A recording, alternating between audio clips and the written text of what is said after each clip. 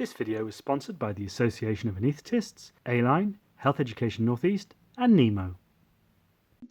So Dr. Mohammad is a consultant anaesthetist and lead of regional anesthesia at North Cumbria. His special areas of interest are orthopedic anesthesia, acute pain, and regional anesthesia.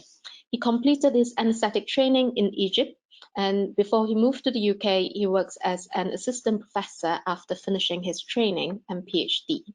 He joined the MTI scheme and successfully ceased. He worked as a locum consultant before he was appointed a substantive position in the same trust. So welcome, Dr. Mohammad, this morning. Thank you very much, Sonia. Thank you, Samir, and thank you for the invitation. I'm waiting you, Sonia, for having a bit of Turkish coffee in my hospital as I promised. Really, thank you for giving me the opportunity to speak today and sharing my experience. And I'm talking too much, so just stop me if I'm running out of time. I'm really proud for the great work done by the A-Line group, which day after day it proves that it touches every member of our organization. This is very important, and I'm really proud for engaging for a lot of its activities. My name is Mohammed. I'm a consultant anaesthetist in North Cumbria Integrated Care Foundation Trust in Carlisle, and I've been trained in Egypt. Again in Cairo, and I started training in Egypt 2003, and I worked as a consultant. And this is very clever to have two types from the same country with the different experiences.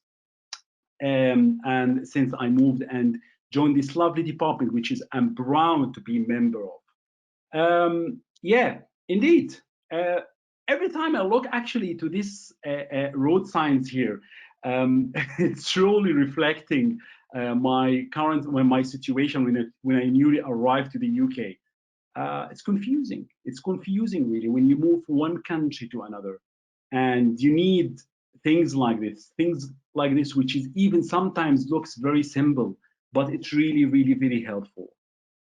And indeed, any healthcare professional with need to understand the clinical and the cultural differences, which in turn can impact their performance and their retention.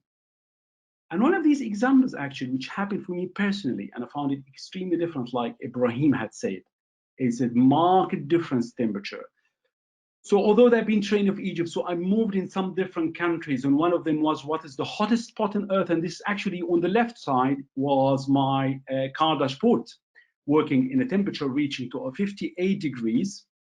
And then you imagine that you are moving to another country to work in extremely cold weather and rainy with long nights. So it's shocking difference, absolutely going definitely to affect your clinical performance. And actually, and this being reflected by the worthy to read article, which is I like working it and go through it. It's really worth to read. It's about the cultural dimension in the transition of overseas medical graduate to the UK workplace. And this is by Morris et al., who fine-tuned the interesting domains of what we call the Hofstede theory of cultural differences, which varies from one country to another, and impact the cultural differences, and impact and portrays the differences in values and how it affects the human behavior. So imagine, and I think this is very important because it's not only for you who are coming new to the country or new to a new country, a new culture, it's also for the employers. You should know which country the doctor or healthcare professional coming from. And what's the prevailing professional attitude and the culture of work in this country. And actually, it's not about right or wrong here. It's about what's the prevailing professional attitude and how this can affect your performance, how affect your interaction with your patient and your colleagues, and what your expectations from you, because it will look different. And I won't really go through all the domains, and I will just select one or two of them. And you will be, and for me it was very interesting and surprisingly, when you know that some countries like our countries in the Middle East, or countries like in Pakistan or India or Russia, where they have a big power distance for the population. where the hierarchy structure, authority, power perceives, and patient on these countries and these societies perceive the doctors to be in a very superior position. While in other countries like in New Zealand, Australia, and the UK, and that's what actually I felt, and it felt very different, as patient and doctors are equals, and hence the consultation become having what we call the bidirectional discussion. Also individualism and collectivism also happened in countries like Peru, South Americans, Iran, China, where individuals in a group prefers to instruct, and it's fair enough to instruct to how they can and what they cannot do. While in the other countries where follow the individualism, this is the working atmosphere allows person to act on his or her initiative, like in the USA and UK. Also, masculinity, femininity, and actually the masculinity and femininity is very obvious. This, and what's interesting for me that to hear that countries like the United States and Japan, where they are masculine countries, as consultation and communication with patient and relatives is guided by the society perceiving and perception about the role of men and women, whether they are treated equally or differently, and etc., etc. So extremely very interesting, very, very interesting. And I would say that the culture gap and an overseas doctor who is in genuine to your healthcare and training system will definitely face a tremendous changes and face tremendous challenging entering a new culture, as does the service itself when taking on those who are unfamiliar with the medical tradition in your country. So you have to get sure you are looking after these doctors and treating them differently. I was starting to join my training, and you can see here, this is like a timeline. I make it very, as much as I can, make it simpler to having a bit of more positivities and negativities in my small journey in the UK, which can, I hope it will inspire people and help people who are yet into the system, or even people who didn't arrive yet. So it's going to be a bit more just a starting for some people. It's a simple fact. So it's undeniable when you arrive to the UK to bend down your dream, to bend down your target. The challenges start from the day, even before you arrive, and that's what actually happened to me.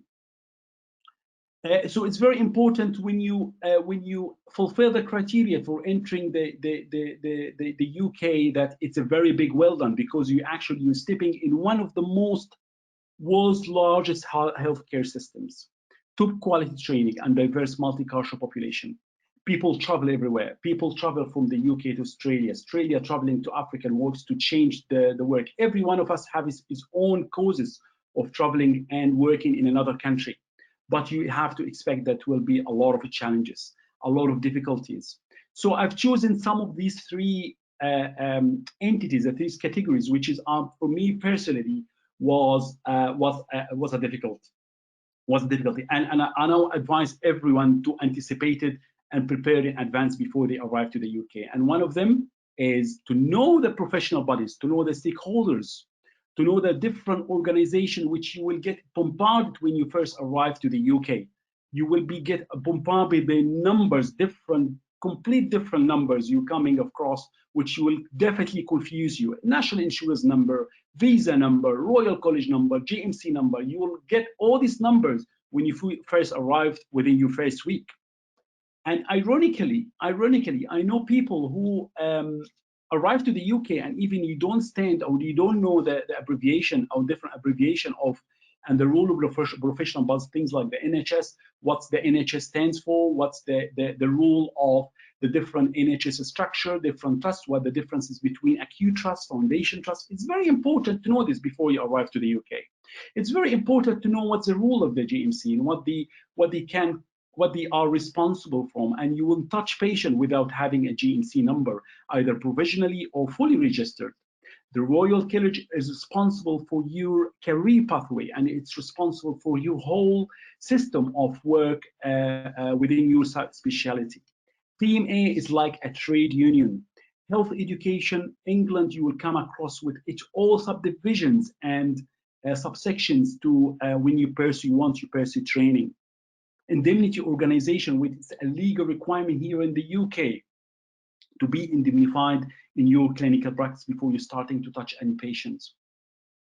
The second challenge, which actually it's one of the most great challenges for every one of us, and even when your English is your language of studying medicine, even if you started and you passed the best score in the both language tests, which you have to pass. In my days was the IELTS.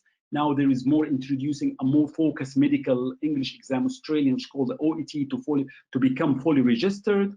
However, the language learned vary from day to day use by reasons of phrases, idioms, slangs, and accents of local population. And what happens for me personally when I arrived to the UK, having difficulty, especially with a strong accent of the northern part of England and the Scottish accents. I think I put some tips here, but please, guys, get sure that you be careful about this and be prepared before you arrive to the UK. For example, for me, because I know that I'm coming to Cumbria, so I started 6 months every day listening to BBC Cumbria. So it's very important to get, why is that? Because you will, if you arrive and you started to have a difficulties in understanding or a difficulty in communication, this can adversely affect your resilience and your performance in the clinical practice. If you, I know a lot of people are very focused on the clinical aspect and forget about all other tips. Losing confidence in your linguistic ability, losing confidence in way of communication and interaction, and it's absolutely very dangerous in patient safety. So really, really very important. And I remember when I first went to see a patient in my first day, asking him about fasting, because I'm anaesthetist, asking about the fasting hours, which is obligatory as the 6 hours. So he told me, have my tea 2 hours back, which is for my culture was a drink, but for his local culture, it's a full meal. So it's very dangerous. Right, the third things to have here is the UK system. And it's very important, it's very crucial to know more about the UK system before you arrive, actually. And one of the difficulties and IMG can address with is the different grades and different terminologies of the UK health system. I try to make it simple as a timeline here, having you big steps to become a consultant, starting in the UK from media graduate foundation course, specialty, and consultant. And during this, for a foreign doctor, either holding or not his postgraduate qualification, if you don't hold a postgraduate qualifications, you have to go into the PLAP, which is Professional and Linguistic Test, before you arrive to the UK. And this is actually was done in 2000, but after the Morrison Inquiry, 1975. As one interesting, when I'm reading this, you find in the statement here between the brackets that it's been stated in NHS about the importance of recruiting foreign doctors in the NHS and how they're managing the difficulties and making them on the standards.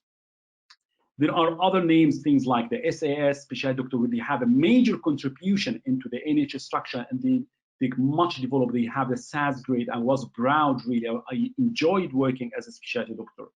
Clinical fellow and the MTI training scheme, which is very, very important.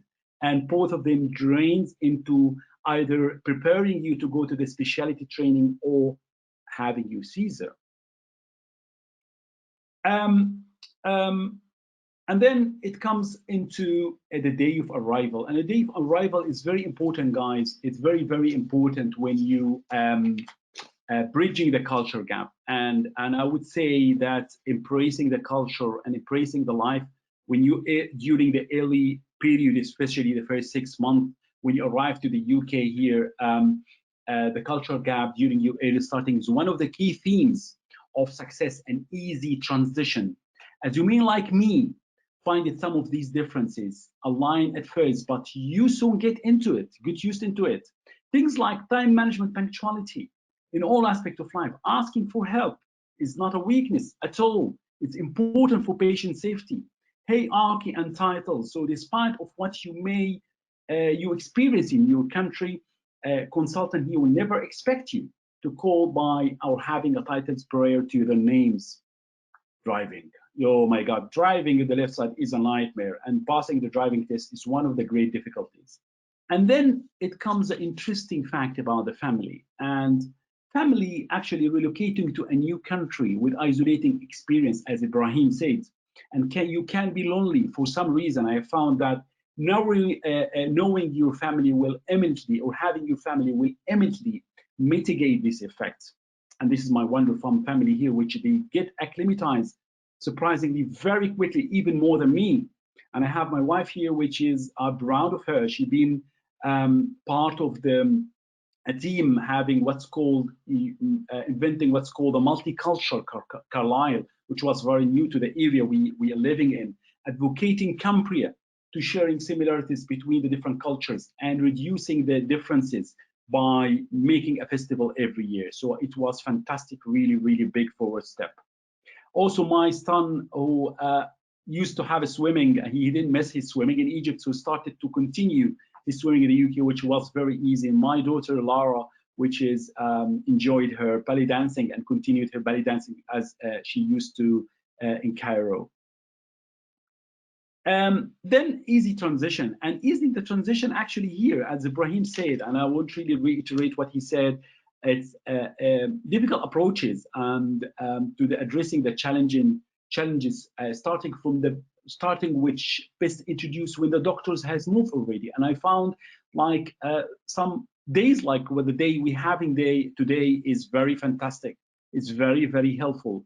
The GMC welcome sessions, which introduce the new starters to the practical and ethical issues around the medical practice, plus ongoing workplace assessment in form of knowing more about the difficult terminologies, which I'm 100% sure that all of us as an overseas doctor will have a very difficulty to understand these important legal and ethical points when we are having daily clinical practice. Things like the good medical practice, consenting patients, ethical and patient autonomy, communication skills, knowing about what's called a portfolio, appraisal, revalidation, end of life, duty of conduct, disease pattern, all these dilemmas which need to be addressed during the first months since you arrived to the UK. Then I would say fitting in or establish here. And as you see, and I think people who started to work in the UK, they realize that practicing in the UK is far from bed of roses. You cannot climb the ladder so quickly, guys.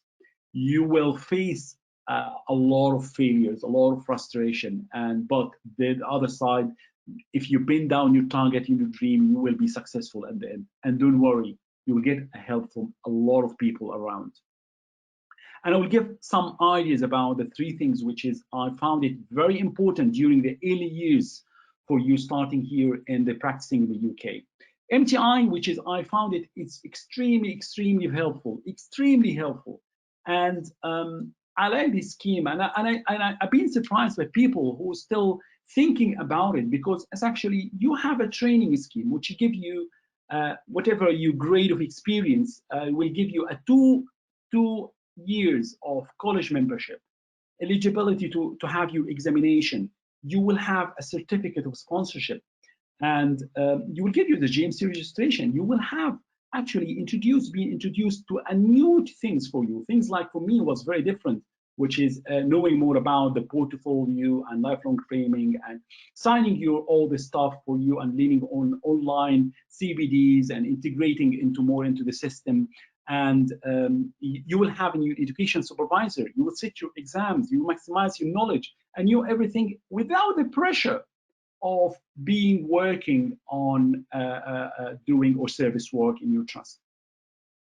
And actually, it will help you in either you passing according to your experience. For me, having worked as a consultant in my country for 5 years and coming a bit late, it helped me in the Caesar, but people, they use it to fill the deficiencies in their CV and prepare them for their national training job if they being successful in doing it. However, it needs a very good, well preparation where the MTI will help you in doing this. It's a very structured process with high competitive interviews, so you have to be very well prepared. Or you will get you, like myself, into the Caesar, and Caesar application is highly long procedure, and the GMC needs and the college need you to have the evidence which is completely matching the current curriculum. For myself, it was 2010. I think it's going to change soon according to the new curriculum. The third thing is to get through the early years, to get used into the clarity, or sorry, to the appraisal. And appraisal, again, another important point to go through and better understanding about it. And for myself, I've been lucky because I've been my appraiser was one of the senior consultants in my hospital, who put me in a better ground about understanding every part of the appraisal, how it's important in your career, and actually it matching your portfolio and matching your all of your work you're doing in either to gain your Caesar or your training. Established years. So I will go through. This is a new member, and it's completely changed our life. And it's a new dog. It's Toffee, and it's really one of the big events in our life here in the UK.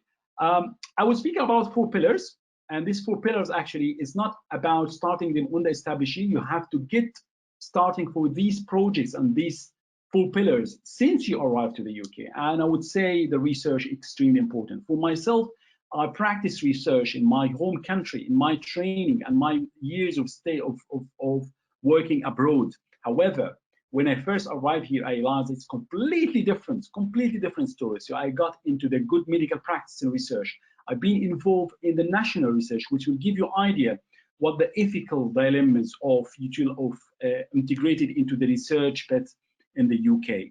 So things like the HSRC, NIHR, the National Institute of Academic Anesthesia is very important to get involved with, to having part of their national projects. And I was lucky to have to be local investigator for many of its projects, things like the SNAP2 trial, iHype, DREAMY studies, and recently I've been appointed as a SNAP7 national local investigator. And after that, when you first introduce and first understand about the research, you will start to get your own projects and use one of these projects as, I would say, very important to have it as one of them as an international publication in the journal or in conferences to give you more points towards your application other than the Caesar or the training. Audits, absolutely very important. And one of the new things when you come to the Western country here, you have the audits, and it's very important to understand why you trust and why your workplace doing audits, and what's the difference between audit and research. And it's very important to have an audit cycle to improve your workplace against the national standards. And I was lucky in being involved in a lot of audits, and I've been successful in being part of a big team nationally to have a very big audit nationally, and it's been shortlisted for post supplies and AGPI. So it's very important. And in the other side, I continue to be linked to my home country, to be a place where I've been trained, and a place which is I'm proud to be still until now connected to through a lot of teaching, a lot of courses, and a lot of research as well. And I've been a couple of projects which we did in Egypt and being utilized and being published in the UK, and also the education, which is I started to spread the knowledge and putting links between my place here of work, and it was extremely interesting and fascinating when you get people spreading the knowledge and being linked to other places. So I use this into starting to utilize my area of experience in regional anesthesia and acute medicine, and we started to as me and the team in my hospital to put a lot of courses like the vascular ultrasound for foundation doctors and using it for vascular access, the regional anesthesia course, which we did it locally at first, and then we managed as a part of the team to do the 5 points CME accredited from the college basic ultrasound regional anesthesia course, which is going to happen every year. I'm really, really proud of it. And this is one of the courses last year, which I have a lot of expertise in the northern region, and he helped me a lot in doing this. And then, interestingly, I've been linking people, very familiar faces here, Jonathan Womack, Ashwani from the northern region, to get linked into my place of working there in Egypt this year through a webinar about the cadaver ultrasound regional anesthesia course. Also, we traveled last year before the lockdown with me and three wonderful consultants in our hospital to do an airway training in my beautiful Cairo, and enjoying the sun there and training people and getting a mutual sharing experience in different places of work. So it's very important, guys, very important to know more about being engaging in the training, which is a plenty of them, but just don't stop and being very keen on being involved a lot, because it's very important for your application, either for the Caesar training. There's a lot of local training days happen, like the airway, the prompt courses, start courses, which will make a big difference for you. Also, the quality improvement, things like I did this 2016, which is the induction for overseas doctor, which is a work which is really proud of. A lot of other things being involved in a lot of SOPs, a lot of guidelines. It's very important to get an experience of having a perpetual involving and linked into the system, so you know more about the system by doing this work. The last thing I just want to give hints about, and I know that this need a separate presentation, the Caesar application, how to be successful with your Caesar application, and it's very simple. It's alternative pathway for being on the special register to work as a consultant, as a substantive consultant here in the UK. However, it's not simple. It's very long and enough. Before you decide to go through the Caesar pathway, you have to know that you carry and hold the whole requirements the GMC have settled for every specialty. For us as anesthetics, it's very simple. It's you have all types of core training and specialty training and advanced training you need to. For example, you need to have in high training, advanced training, academic research, teaching, learning, general duties, cardiac, neuro, and pediatrics, which is quite not easy when you're working as a newcomer to the UK. So if you hold all these bulk of evidence, which you can show to the GMC, okay, you may think about it.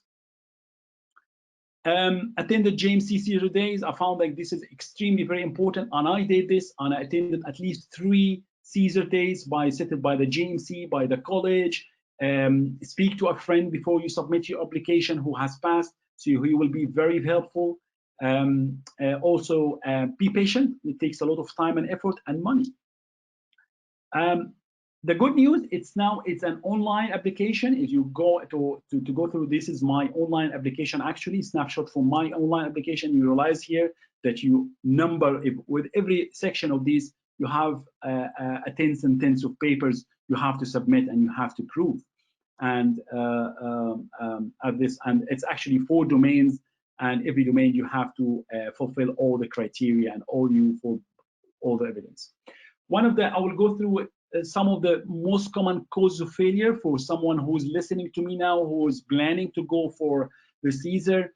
People who fail, people who haven't shown even whatever your fantastic experience in your country, but you don't have the adequate evidence or the paperwork you have to show to the GMC, the college, that you hold this experience, you hold this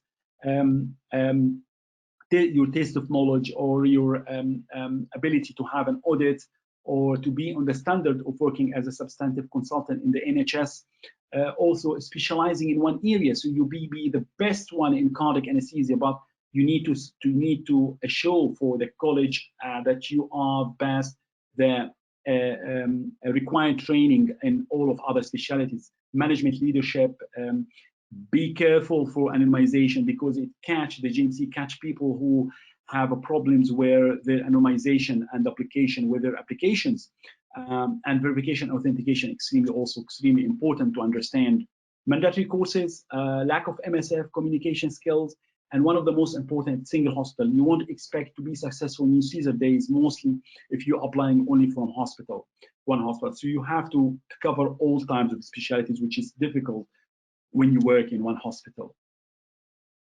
It took for me about 6 months to a year for having, since you submit your applications. So it's actually the judgment or your assessment of your application. It takes a lot of time, and if you've been successful, special registration is going to be granted. And if you're not successful, and it's not about you failed or successful, the college or the GMC will send you a number of recommendations and will give you a time period to submit these deficiencies, or you may need more time to resubmit your application.